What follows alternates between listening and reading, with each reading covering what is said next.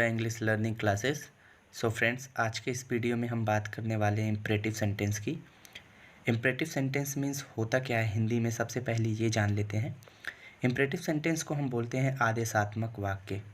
कभी कभी लोग आदेशात्मक वाक्य के जगह पे आज्ञात्मक वाक्य भी बोलते हैं। और ये सेंटेंस जो होता है इम्परेटिव का, वो स्पेशली सब्जेक्ट यू के लिए होता है, जिसे हम हिंदी में आप या तो तुम कह के भी बुलाते हैं। तो चलिए चलते हैं आगे, इसके यूज देखते हैं। इसके यूज़ में सबसे पहले हमको देखना पड़ेगा कि इसके 3 कंडीशंस क्या क्या हैं, क्योंकि कंडीशन के बेस पे हमको ये पता चलेगा कि हमको सेंटेंस कैसे यूज करना है। तो सबसे पहला कंडीशन देख सकते हैं आप लोग, ऑर्डर होता है। दूसरा कंडीशन देख सकते हैं, एडवाइस होता है।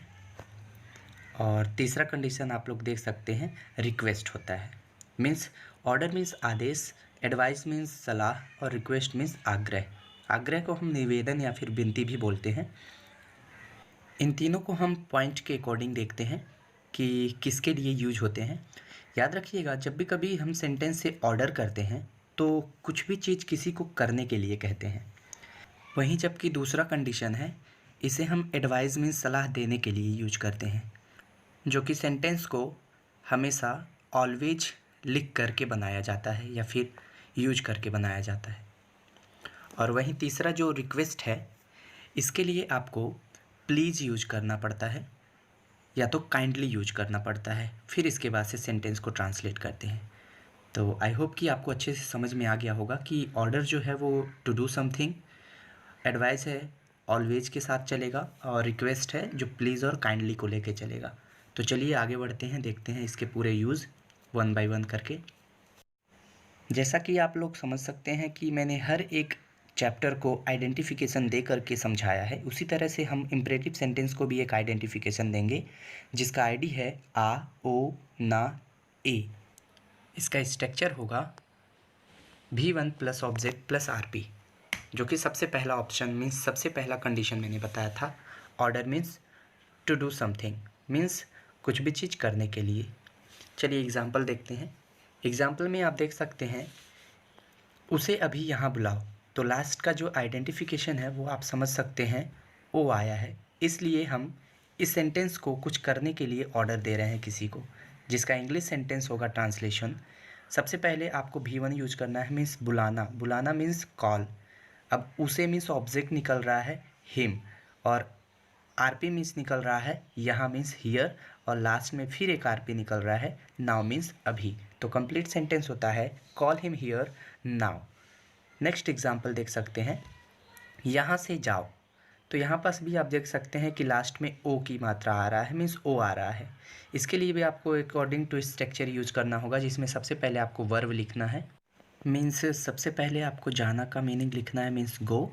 फिर इसके बाद से देखिए से के लिए फ्रॉम, और फिर इसके बाद से यहाँ के लिए हियर, मीन्स कंप्लीट सेंटेंस है गो फ्रॉम हियर। अगला सेंटेंस है चुप रहो। चुप रहो, लास्ट में देखिए रहो मीन्स ओ की मात्रा भी आ रहा है इसमें फिर से। तो इसका कंप्लीट सेंटेंस होगा रहना के लिए कीप, और चुप के लिए साइलेंट मीन्स कीप साइलेंट। एक चीज़ और याद रखना है कि कभी कभी बहुत से लोग रूडली बिहेव करते हैं, तो बोलते हैं, जैसे लास्ट वाले सेंटेंस को एग्जाम्पल देता हूँ, चुप रहो के जगह पे बोलते हैं चुप रहना। तो उसके लिए भी आपको कीप साइलेंट ही यूज करना है। तो ना आए आइडेंटिफिकेशन, या फिर आ आए, या फिर ओ आए, या फिर ए आए, कोई भी आइडिया आए, तो आपको इसी के अकॉर्डिंग लिखना होगा, इसी स्ट्रक्चर के अकॉर्डिंग। चलिए चलते हैं सेकंड कंडीशन की तरफ। हमारा सेकंड कंडीशन है एडवाइस। और मैंने ये बताया था, जब भी कभी हम किसी को एडवाइस देते हैं तो सेंटेंस के सबसे शुरू में हमको ऑलवेज यूज करना पड़ता है, जिसका हिंदी होता है हमेशा। एक एग्जाम्पल देख सकते हैं, हमेशा सकारात्मक सोचो। तो ये सेंटेंस हम एडवाइस के लिए यूज कर रहे हैं। तो यहाँ पास आपको हमेशा के लिए ऑलवेज लिखना पड़ेगा। और जैसा कि आप देख सकते हैं कि अब स्ट्रक्चर में आपको V1 से जस्ट पहले ब्रैकेट में जो डैश डैश डैश है, उसके पास आपको ऑलवेज लिखना होगा। फिर इसके बाद से V1, फिर ऑब्जेक्ट, फिर RP। कंप्लीट सेंटेंस देखिए, हमेशा सकारात्मक सोचो मीन्स ऑलवेज थिंक पॉजिटिव। तो यहाँ पास V1 थिंक हो गया, और पॉजिटिव आपका ऑब्जेक्ट, और हमेशा के लिए ऑलवेज।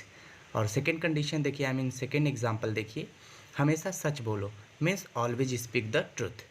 उसके बाद से जो एग्जाम्पल है वो देखिए, हमेशा गाड़ी धीरे चलाओ, always drive the car slowly. तो यहाँ पर आप काफ़ी अच्छे से समझ सकते हैं कि ऑलवेज वाले सेंटेंस जितने भी होंगे मीन्स एडवाइस वाले, वो कैसे और किस तरीके से बनेंगे और इसके स्ट्रक्चर्स क्या होंगे। सो फ्रेंड्स, चलिए देखते हैं तीसरा कंडीशन। तीसरा कंडीशन जैसे हमने बताया था रिक्वेस्ट के लिए होता है। जब भी कभी हम किसी से रिक्वेस्ट करते हैं तो शुरू में हमको सेंटेंस के प्लीज़ या तो काइंडली यूज करना पड़ता है, जिसका हिंदी होता है कृपया। तो यहाँ पास आप स्ट्रक्चर देख सकते हैं, जहाँ पास हम ऑलवेज लगाते थे हमेशा के लिए, उसके जगह पे अब हमको कृपया के लिए प्लीज़ या तो काइंडली यूज करना होगा। और फिर इसके बाद से V1, फिर ऑब्जेक्ट, फिर इसके बाद से RP लगा करके सेंटेंस को ट्रांसलेट करना होगा। तो चलिए एक एग्जांपल देखते हैं। एग्जांपल है कृपया धीरे बोलिए। तो यहाँ पास देखिए, धीरे बोलने के लिए यहाँ पास रिक्वेस्ट किया जा रहा है, जिसके लिए हमको कृपया यूज करना पड़ा है। तो इस सेंटेंस को ट्रांसलेट करने के लिए सबसे पहले आपको कृपया का मीनिंग मीन्स प्लीज़ या तो काइंडली लगाना है, फिर इसके बाद से V1 मीन्स बोलना के लिए स्पीक, और फिर इसके बाद से धीरे के लिए आपको ऑब्जेक्ट मानना होगा या तो RP मान सकते हैं। तो यहाँ पास सॉफ्टली यूज़ कर सकते हैं। फिर कंप्लीट सेंटेंस होगा कृपया धीरे बोलिए मीन्स प्लीज़ स्पीक सॉफ्टली। तो चलिए सेकेंड एग्जाम्पल देखते हैं। कृपया मेरी मदद कीजिए। तो यहाँ पास आपको कृपया के लिए काइंडली या तो प्लीज़ में से कोई एक वर्ड यूज़ करना है, फिर इसके बाद से हेल्प मीन्स वर्ब लिखना है, उसके बाद ऑब्जेक्ट मीन्स मी। तो कंप्लीट सेंटेंस बनेगा प्लीज़ हेल्प मी। चलिए थर्ड एग्जाम्पल देख लेते हैं। कृपया हमें माफ़ कर दीजिए। तो यहाँ पास आप देख सकते हैं माफ़ी मांगी जा रही है किसी गलती के वजह से। तो यहाँ पास आपने कृपया के लिए काइंडली यूज किया, फिर माफ़ करने के लिए फॉरगिव, और हमें के लिए ऑब्जेक्टिव फॉर्म अस लिखा गया है। तो कंप्लीट सेंटेंस बन रहा है काइंडली फॉरगिव अस।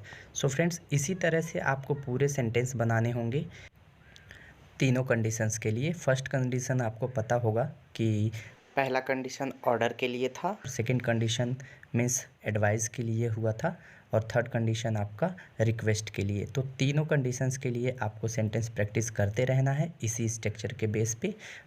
बाकी अगर आपको कोई भी डाउट हो तो